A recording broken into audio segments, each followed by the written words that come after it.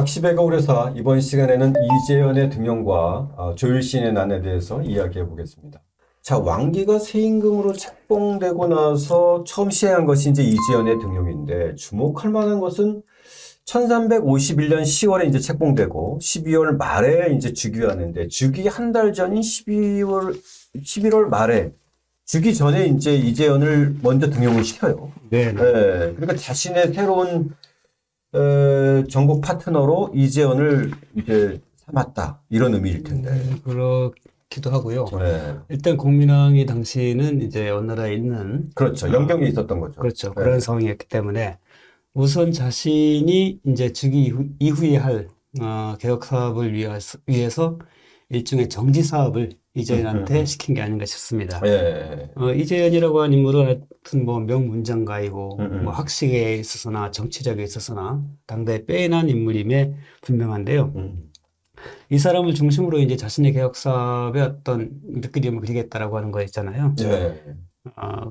그리고 이제 이재현을 어쨌든 맡겠다라고 하는 것 자체는 그 자신이 이제 고려에 대해서 어떤 개혁적인 보관을 분명히 갖고 있고 이에 대해서 실천하겠다는 어떤 의지의 표현이다 이렇게 보여집니다. 네.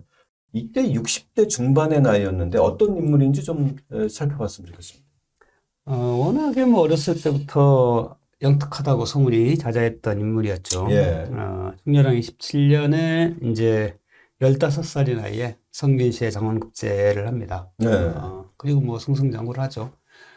그리고 충선왕이 굉장히 약했는데 충선왕이 이제 망번당을 짓고 원나라의 여러 유명한 유학자들을 불러서 이제 논의하고 할 때 고려 쪽 파트너로 이재현을 불러서 같이 이제 교류하고 이랬던 것으로 보여지듯이 어쨌든 당대 최고의 학자다, 문장가다라고 얘기할 수 있습니다. 그러니까 중국의 당대 최고의 학자들하고도 그렇죠.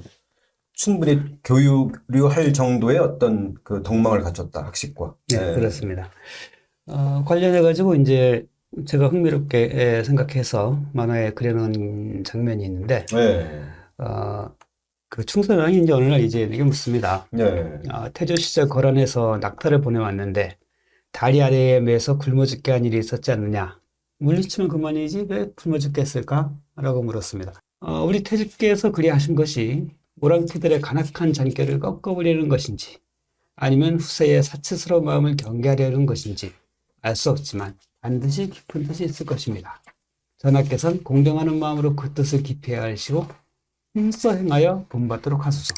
당시 이제 태조가 거란에 대해서 굉장히 그렇죠. 일종의 거의 혐오할 네. 정도였잖아요. 금과 같다. 이렇게 네네. 해서 유일하게 경계한 거죠. 네네. 네. 근데 그들이 선물을 보내왔으니까 이거에 대해서 단호하게 대응하는 이런 것이었는지 아니면은 일종의 낙타라고 하는 게 이제 고려에서 키우거나 하는 게 아니기 때문에 사람들이 데리고 가서 키우게 되면 이건 뭐 그야말로 돈만 들어가는 거잖아요. 네, 돈만 들어가는 거잖아요. 네.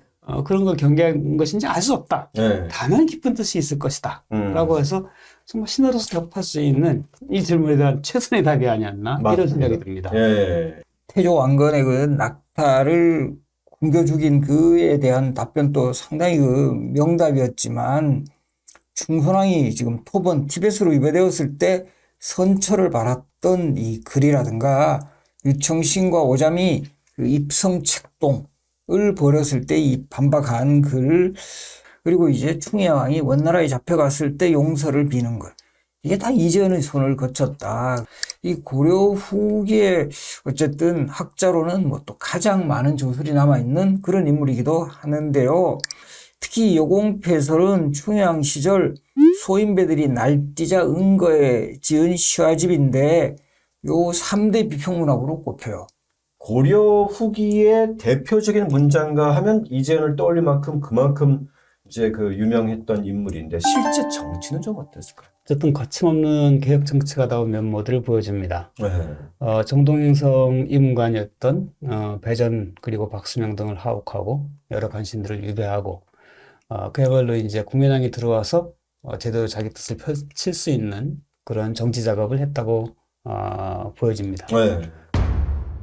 자, 이 이재현을 통해서 조정의 기강을 잡은 뒤에 공민왕이 이제 귀국을 한 다음에 31대 임금으로 즉위하는데 즉위식에서 선포한 내용을 보면 확실히 이전 왕들과는 다르다. 이런 면모를 좀 보여줍니다. 예, 네. 크게 이제 네 가지가 뭐 포인트라면 포인트인데, 첫째는 지금 상황이 매우 이제 심각한 상황이다. 이걸 지적을 하고 있고, 그래서 두 번째, 내가 직접 현안을 챙기고 적절한 인사를 등용을 하겠다. 직접 챙기겠다. 예, 세 번째, 무엇보다 이제 백성들의 송사에 억울함이 없도록 하겠다. 이게 상당히 어쨌든 요즘으로 지금 민생을 챙기겠다는 거죠. 네. 그리고 네 번째, 이때가 이제 외적의 침입이 충정왕 때도 꽤 이제 심했고, 이런 상황에 대비를 해서 효과적으로 대비하는 이런 상황을 마련해 나가겠다. 그래서 실질적으로 그 최신무신 정권 시대의 대표적인 뭐 인사기구로 출범을 했던 정방을 폐지하고 모든 관원들에게 활과 화살 그리고 검과 창을 갖추어 직접 사열하면서 관리들의 기강을 잡아나갑니다. 그런데 문제는 개혁에는 늘 반발이 뒤따르게 마련인데 이 공민왕의 개혁에도 상당한 결정적인 그 장애물이 등장했어요. 바로 조이신이라고 하는 인물인데 참 이게 이해가 안 가는 대목입니다. 네. 왜냐하면 공민왕이 그런 뜻을 누구보다도 잘 알아 승직한 최측근 인물인데요. 근데 이제 공민왕이 12살의 나이에 이제 연경에 가서 생활하게 되는데 이때 이제 일종의 호위를 담당하는 인물로 그때 몇 사람이 같이 따라가게 되는데 네. 그 중에서도 거의 수장격인 인물이에요. 그리고 공민왕이 그만큼 신임했고 그래서 이제 들어오자마자 찬성사라고 하면 지금으로 치면 거의 부총리급에 해당하는 그런 역할을 맡기고 그다음에 여섯 명뿐인 상위 1등 공신으로 책봉하는 등 여부를 다합니다. 네, 거의 최고의 대우연. 네네네. 한 번은 이런 일이 있었어요. 왕과 같이 있는 자리에서 자기가 원나라에 있을 때 원나라의 그 유력한 인사들이 자기한테 가서 이제 내 친척 아무개를 뭐 잘 등용해달라. 이런 식의 이제 요청을 김용환한테 많이 이제 청탁을 했단 말이죠. 지금은 이제 정방을 폐지해가지고 전리사 군부사에서 이제 무관의 이제 인사를 행하기 때문에 네.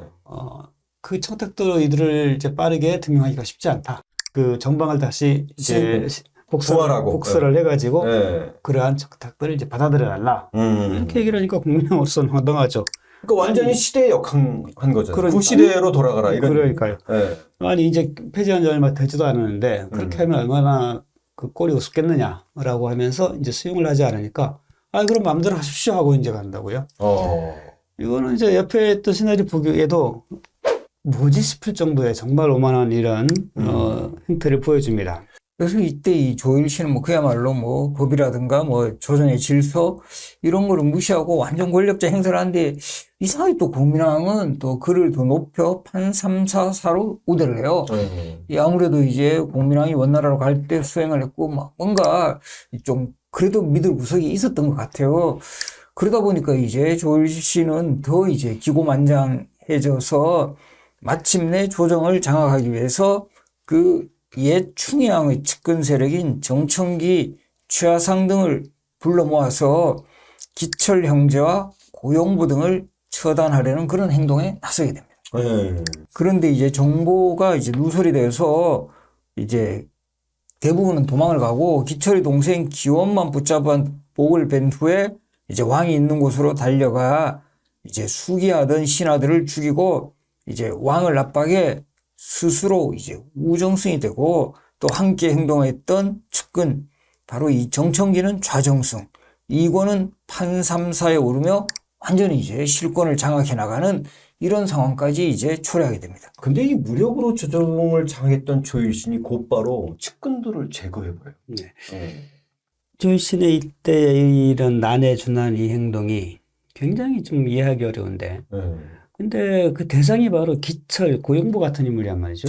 고용보는 황관 출신으로 이제 원나라에서 막강한 권세를 갖고 있던 인물이고, 기철은 뭐 기왕 후에 오래비들로 이제 정치 최고의 실세들이 있죠. 그러니까 그들을 제거해야 자기가 그야말로 최고의 실권자가 된다는 건 분명히 맞습니다. 그렇죠. 그런데 또한 이 기철 등을 제거해야 한다는 것은 그 이후에도 보면 알겠지만 국민왕의 일관된 뜻이거든요. 그렇죠. 따라서 이것이 국민왕과의 어떤 사전 어떤 그런 교감이 분명히 있었을 텐데 그런데 어쨌든 적어도 이 사건만큼은 국민왕의 어떤 사전 승인이나 국민왕과 이 재가를 거치지 않은 독단적인 행동이었음이 분명한 게 그 이후의 행동에서 보여집니다. 네. 자기가 봐도 이제, 내가 너무 나갔나 싶은 거예요. 권력은 딱 장악했는데, 네. 그래서 희생양이 필요해집니다. 그래서 함께 행동했던 이 정청기 최하상 등을 제거하게 되는데, 최하상과는 같이 숙직하다가, 최하상이 칼을 보면서, 야, 칼 멋있다. 좀 보자 해가지고, 칼을 보여주니까. 빌려가지고는 그 칼로 베어버립니다. 네. 그리고는 왕한테 가서 최하상의 반역을 도모해서 제가 처리했습니다라고 해가지고 그 백관들을 다 모으게 해서 자기가 이제 왕과 측근인 걸 다시 한번 확인시키는 그런 모습들을 보이죠. 그리고 자정성에 같이 올랐던 정청기는 또한 옥에 가둬버립니다. 네. 이제야말로 진정하게 이제 조일신의 천하가 구축됐다라고 할 수 있는 것이죠. 근데 이제 이 시기에 이 공민왕의 대처가 상당히 궁금해지는데, 예, 당시 가장 충복이 이인복이라는 인물인데 이인복을 불러가지고 사태가 이 지경에 이르렀는데 어떻게 하면 좋겠느냐 하니까 이인복이 바로 이제 그 신화된 사람이 반란을 일으키면 마땅히 정해진 형벌을 받아야 된다. 이거는 원나라에서도 분명히 밝히고 있는 거다. 오히려 전하가 미적거리다가는 이거 누가 미칠 수도 있다. 단호하면서도 빠르게 결단을 내릴 것을 요구를 합니다. 자, 이때 저는 이 장면이 상당히 그 간단한 것 같지만 중요한 장면인 것 같은데, 어쨌든 궁금한 것이 이 공민왕이 이 사태에 대처하기 위해서 몰래 이 이인복을 불러서 상언을 구하는데, 이 이인복 인물이 좀 갑자기 궁금해졌어요. 이인복은 고려말 또 최고의 권신이었던 우리 이인임, 이 워낙 유명한 인물인데요. 옛날에 우리 그 정도전이라는 드라마에서는 박영규 씨가 워낙 그 이인임 역할을 잘했었는데, 그렇죠. 네, 네. 그 이인임은 형이기도 해요. 네. 그리고 이제 이인복은 충수광 때 19살의 나이로 과거의 급제에 비서실에 오르고 또 원나라의 또 과거 시험에도 급제해서 금주 판관으로 임명됐다가 이제 고려에 귀국한 후에 승진을 거듭한. 그러니까 상당히 어쨌든 집안도 좋고 그 능력도 있었던 그런 인물인데 이 기록에 보면 용모가 매우 엄숙하고 말투가 간략하지만 신중해서 공민왕의 남다른 신뢰를 받았다. 어쨌든 이 장면에서 이 공민왕이 나름대로 뭔가 분명히 대처를 하겠다고 생각은 했지만 이 이인복을 만나고 나서 결심을 굳혔다. 그렇죠. 요것이 중요한 것 같아요. 그렇죠? 이인복을 통해서 자기 결심을 확인했다. 그렇죠. 예. 그리고 참고로 그 이인복이라는 저 인물은 또한 그 동생에 대해서는 저 동생이 틀림없이 이후에 나라를 망칠 거다라고 하면서 가까이 하지 않았던 인물이기도 합니다. 그러니까 상당히 이 좀 성향이 달랐던 인물. 성향도 다르고 이 사람은 되게 강직한 타입이라고 봐야겠죠. 네. 어쨌든 이제 이인복을 만나서 결심을 굳히고는 대신들을 불러서 구체적인 이제 방법을 모색합니다. 그렇게 해서 이제 결정된 그 계획이 뭐냐면 정동 행성의 가치를 이제 모이고 거기다 이제 조일신도 불러가지고 그 안에서 처리하는 거였는데 조일신으로서는 자기가 이미 이제 모든 실권을 장악한 상황에서 정동 행성이 부르는 게 전혀 이상할 건 없잖아요. 그렇죠. 예, 그냥 왔더니 바로 끌려 나가서 이제 옥이 베이죠. 이렇게 해서 이제 조일신의 천하는 아주 짧은 시간에 끝이 나는데 참 이해하기 힘든 인물입니다. 그 누구보다도 공민왕의 이제 신임을 얻고 있었고 공민왕의 개혁 구상을 잘 알았을 텐데 그와 전혀 반대되는 엇서는 방향으로 가면서 결국은 그 자신의 명을 재촉했는데요. 공민왕의 뜻을 잘 받드는 그런 인물로만 남았다 하더라도 어쨌든 신하들 중에서 최고의 실권을 가진 채 계속 잘 나갔을 그렇죠. 텐데 왜 저런 무리수를 두었는지 이 권세 앞에 인간들의 행보가 정말 다양합니다. 굉장히 특이한 인물이라고 할 수 있겠고 다만 아까도 말씀드린 것처럼 적어도 이제 조일신이 처음에 행동할 때 기철 등을 제거하려고 했던 것은 이것은 적어도 이 공민왕 그룹 안에서는 다 공인된 합의된 측근들 사이에서는 뭐 다 이런 사안이다라고 말씀드릴 수 있을 것 같습니다. 자, 이재현을 등용하면서 개혁의 기치를 내걸었던 공민왕이 조일신의 난으로 위기를 맞이했지만 곧바로 평정하고 다시 전국의 주도권을 잡게 됐는데 다음 시간에는 국민왕의 반원 자주 계획에 대해서 이야기해 보겠습니다.